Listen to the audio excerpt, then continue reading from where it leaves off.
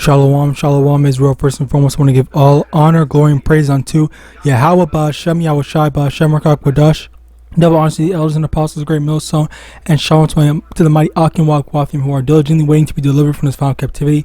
This is Brother Kawakab coming at you with another lesson, and today's lesson, it was inspired by, I heard this guy basically speaking, and, I guess, I took it too seriously, and I want to make a lesson on it, so I'm just gonna do the best I can, as always, to provide edification from whatever bullshit type stuff that just happened. But honestly, it's not even bullshit, because the thing is that when stuff like this happens, it is literally through YAHAWASHI. So slack it for my wording, but it is YAHAWASHI kind of pushing me in that direction to be able to see that yes, this is in fact an example of, okay, the Lord is kind of showing me, telling me, oh yeah, do this. This is a time to kind of like teach and whatnot. So yeah, that's basically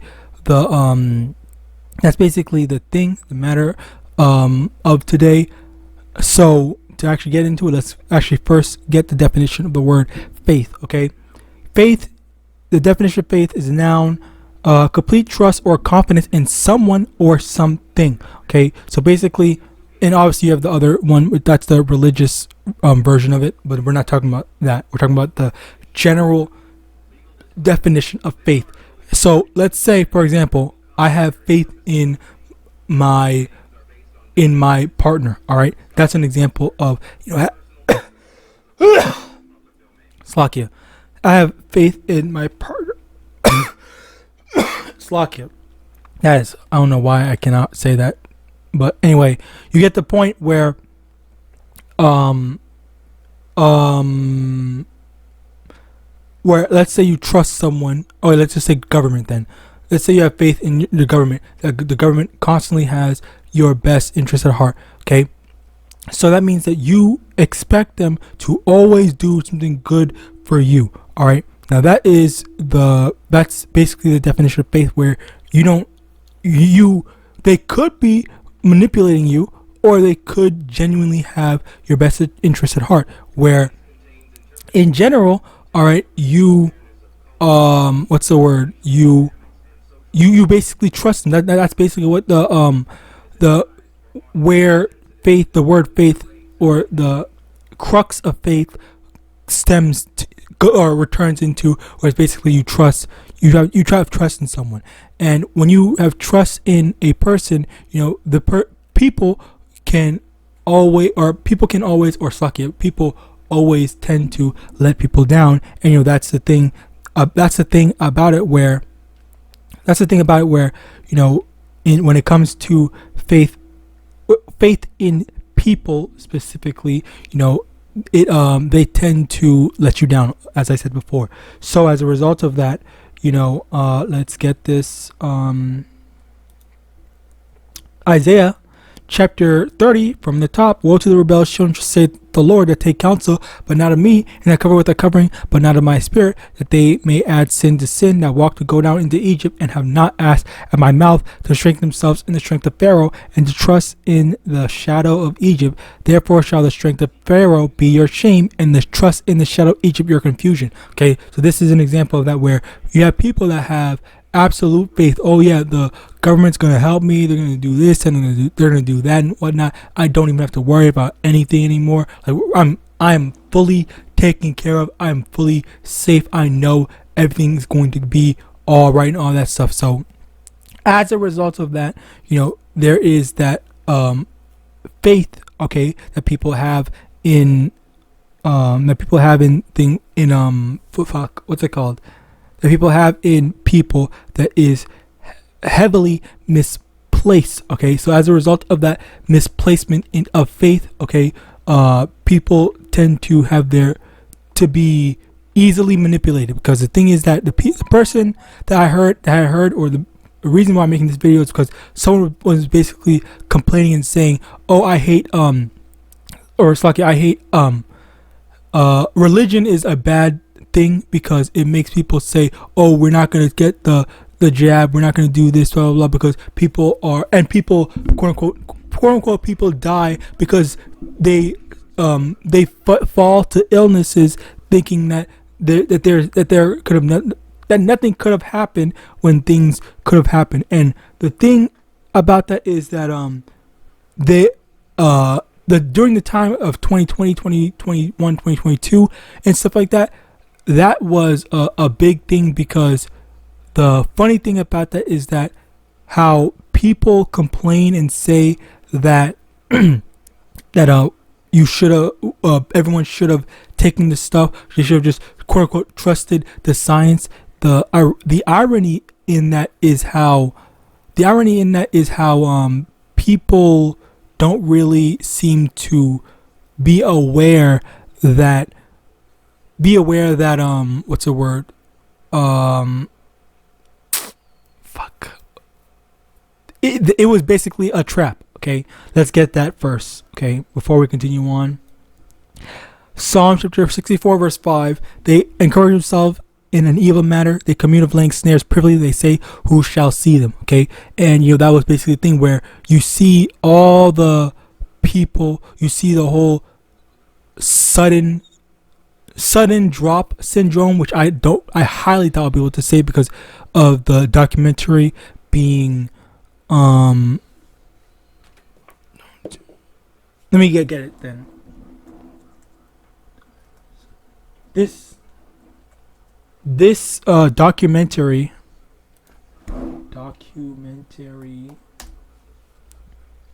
There was this documentary in 2022. It was literally about the stuff where they literally got there was a bunch of people that were randomly dying, all right, and dropping dead. This was all after it happened, and they were all shown to be or they had the history of being what, all right, the V, they all got the V, where as a result of that, people kept on saying, oh, they didn't die because of that, oh, they died because of something else, it was something else, this, that, and third, but yet everyone kept on saying they had no prior health issues or anything like that, but yet you have these people that are randomly dying, randomly dropping dead and whatnot, and then now out of the blue, after all this stuff happens, now there's a whole big epidemic, and it isn't what we actually think it is, conveniently. All right, so again, like it doesn't make sense, and it's very dishonest, it's disingenuous, and it's an unfair thing that people want to kind of like disqualify actual factual correlations, okay? Because obviously not always does correlation equate to causation, but when the trend is very heavy, it kind of like makes you think, okay, you know what, I think it's time to kind of see stuff like this, because we were already saying that people were already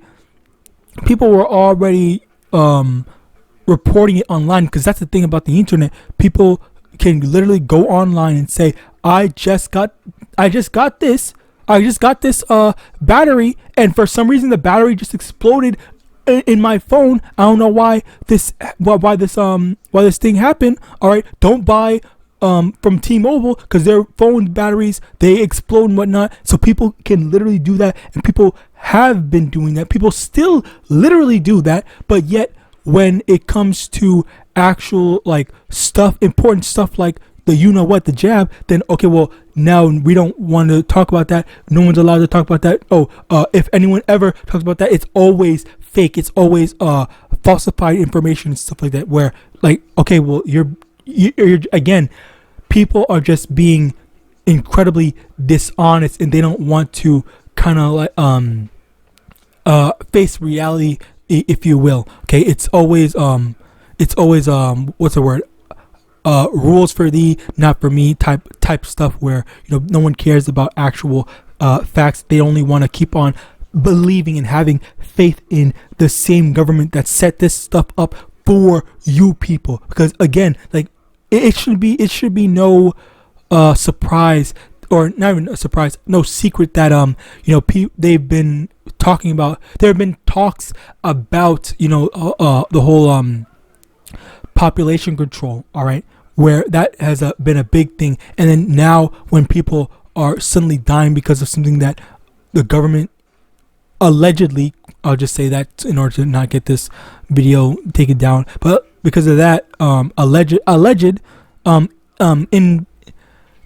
interference, all right, people are still going to say, oh no, we need to trust them, they love us, they care about us, this standard, blah blah blah. But yet you see all the stuff going on, and you're constantly ignoring the facts. You don't care about the thing that's just right in your face and whatnot.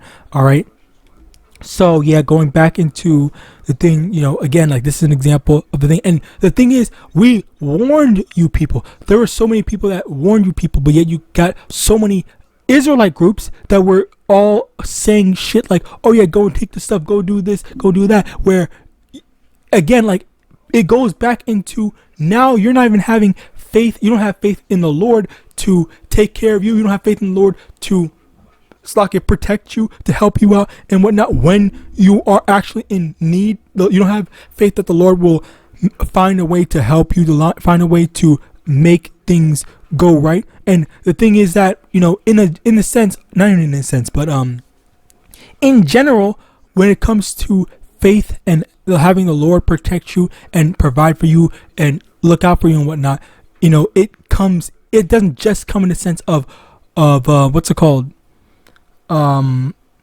spiritual, or just having faith or anything like that. It does come in a carnal help as well. There have been times when like stuff like that. That's what basically divine intervention in simplest terms. In simplest terms is where the Lord goes out of his way to show or get someone to help somewhere. Like, say for example, I don't know if you heard, because I don't know where this story originates from, but basically there's a story like the man that was on his roof or whatever, that was waiting to be saved by the Lord and whatnot. I think that's just some Christian folklore or whatever. I don't even think it's definitely not in the Bible, because I would know. But basically, there was this dude that was sitting on the top of his roof. He was waiting for the Lord to save him, and the Lord sent like 10 boats or whatever to be saved and whatnot. And he kept on saying, "Oh no, that's fine. I'll wait for the Lord to save me." And then all 7 whatever boats, I don't remember how many there were, just left him, and then he died and drowned to death. And when he went to talk to the Lord said, he asked the Lord, why didn't you save me, blah blah blah. And then the Lord said, I sent you 7 boats, why didn't you get on any of them, and stuff like that. When in actuality, that is ironically the type of faith, quote unquote. That's the type of thing that Edomites think is faith, where they have that they don't know what true faith is. They don't know what true divine intervention and interference from the Lord is, where they think that it has to be some sort of magical type thing or supernatural type stuff, where the Lord is just, the Lord's going to do some magic and make some magic happen, where he's going to get you out of whatever terrible situation you're in, rather than actively sending someone or sending something to save you. Because there was as a matter of fact, let me get that what happened with I forgot who it was, but the Lord sent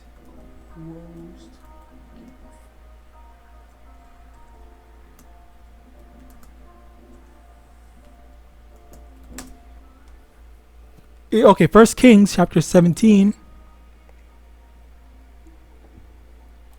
Elijah. Okay, so 1 Kings chapter 17.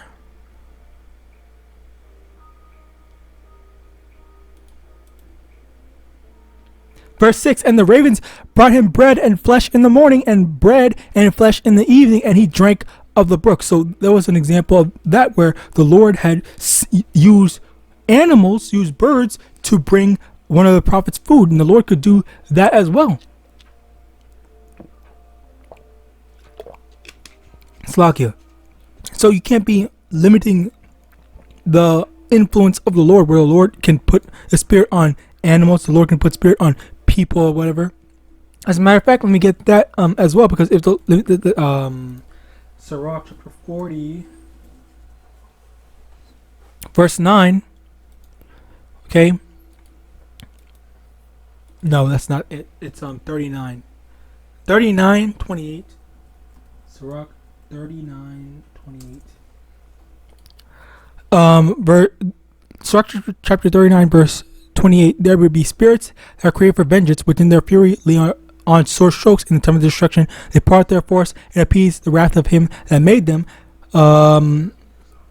Just jump down to verse 30.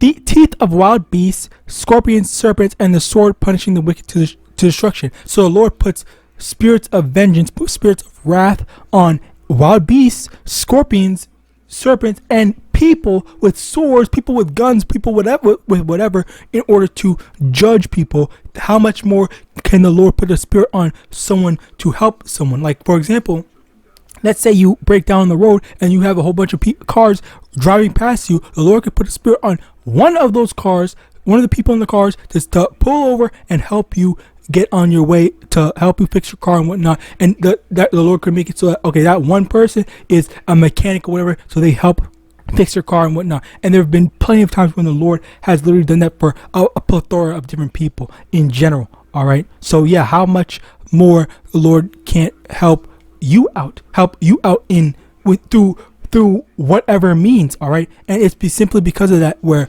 you still have to have faith. At the same time, you also have to, let me get this in I don't know, where the frick is it? I literally remember having it out. That's crazy.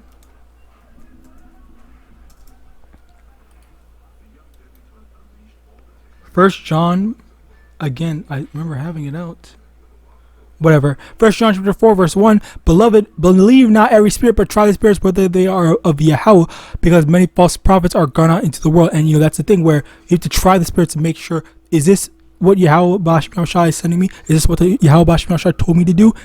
And through the spirit, the Lord had warned his prophets, warned his people, okay? And apparently many more people don't take the jab, and yet so many people still took it, and then guess what? They died. Okay, the people that did not trust in YAHAWAH, the people that trusted in other gods, trusted in the government. There's so many people, actually, funnily enough, that genuinely trust in their government, and as a result of that, they allow themselves to be destroyed as a result of it. So let's also get this. Wait, where the hell are the scriptures that I brought out? Oh, okay. Yeah, it's here. Isaiah 30 verse 2. That I walked to go down into Egypt, and have not asked at my mouth to strengthen themselves in the strength of Pharaoh, and trust in the shadow of Egypt. Okay, so yeah, verse 3. Therefore shall the strength of Pharaoh be your shame, and the trust in the shadow of Egypt your confusion. That's that trust in Egypt, that trust in which Egypt is basically means captivity. Egypt is spiritually just a place of bondage. All right, so basically it also extends to Babylon, and by extension, America primarily. So yeah, that's the extension of it, where we are in our captivity, and we are not supposed to follow after the wickedness of our things, because they want us to be destroyed. We also see through the systematic oppression of just in general, their school systems, their justice systems and stuff like that, where it's always made for us to be at the bottom, and for us to be screwed over, and to not be able to get ahead in life. All right, so obviously we're not supposed to be trusting in our enemy. Okay, as a matter of fact, let's get that in the Apocrypha. I don't remember where it is. Okay, now I remember when I see it. Ecclesiasticus chapter 12 verse 10, never trust thine enemy, for like as iron rusteth, so is his wickedness. And that's the thing where we're not supposed to be trusting our enemy, because we know our enemy does not have our best interest at heart. Okay, now next, Sirach chapter 2 verse 10, look at the generations of old and see, did ever any trust in the Lord and was confounded, or did any abide in his fear and was forsaken, or whom did he ever despise that called upon him? So, again, goes back into, why would we trust in our enemy? Why would you trust in people, in men that want to destroy us, rather than trusting in the Lord, when the Lord, he told us, we heard somewhere, some way, somehow, that don't take the what, because it's not, they don't want to help us. They want us to be destroyed. Even when that man Joe Biden was saying we need to get the blacks vaccinated first, this, that, and third, or and whatnot, whatever freaking thing. Did he say that again? I forgot. Because I remember there was a whole big thing where I searched it up. I heard it myself. I also went back to search it up because I was doing a lesson on it, and then I feel like he didn't say it. So let me just check. Biden said we.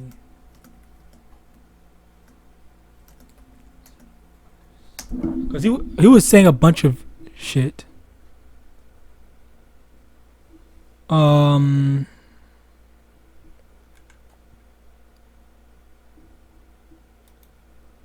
Urge. Blah blah blah. Okay.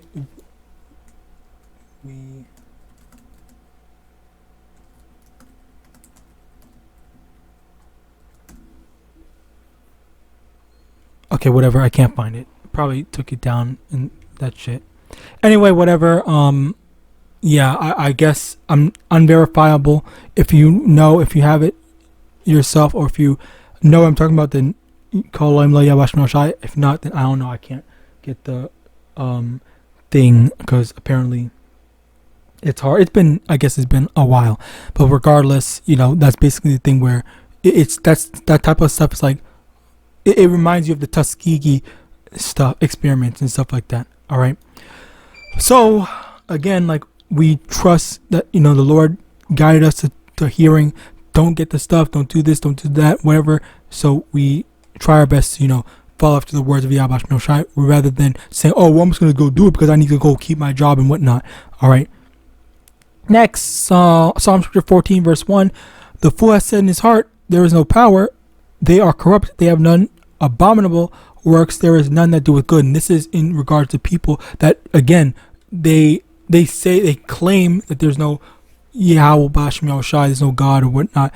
But yet, even then, they go and trust in a man in general that wants to destroy them, that lies, steals, and cheats and stuff like that. All right. So this is where you have that big thing. Okay, next, let's us get here, Judges chapter 10 verse 14, go and cry unto the gods which ye have chosen, let them deliver you in the time of your tribulation. Where that's the thing where when things get revealed, like, oh, they actually don't have your best interest at heart, they want to destroy you and whatnot, then don't, like, the Lord is not going to be, they're all there in open arms and saying, like, oh yeah, I'm here for you, I'm going to help you out, I'm going to save you, this and the third, because you chose to believe in these other gods. When that time comes, go stay in your wickedness, stay in that whole, I don't believe in no God and this and the third. I believe in man, I believe in science and whatnot, and have that science be the death of you. All right. Now next, Psalm 55 verse 21, the words of his mouth are smoother than butter, but war was in his heart. His words were softer than oil, yet were they drawn swords. Verse 22, cast thy burden upon the Lord, and he shall sustain thee. He shall never suffer the righteous to be moved. So yeah, wait, no, hold on. Verse 20, Slakia, that was the wrong one. Verse 20, he hath put forth his hands against such as be at peace with him. He hath broken his covenant. And that's the same thing. The wicked, they break their covenants. They say, oh, we're going to help you guys out. But yet in actuality, it's really a ploy to destroy you. And that's why we try our best to avoid Esau, Edom. All right. And that's basically it. Just a warning for anyone to understand, like, when you have these people that say, oh, I trust in science, I trust in this, that, and third, whatever, it really just does not make any sense given Esau's track record. Esau's track record is of breaking his covenants and breaking his agreements that he's made with people and backstabbing people. But yet you're saying trust in him rather than YAHAWASHI. It doesn't make any sense. So with that, praise system was edifying. I want to give all honor, glory, and praise unto YAHAWAH, YAHAWASHI, double honor to the elders and apostles, the great millstone, above the ball, and shalom.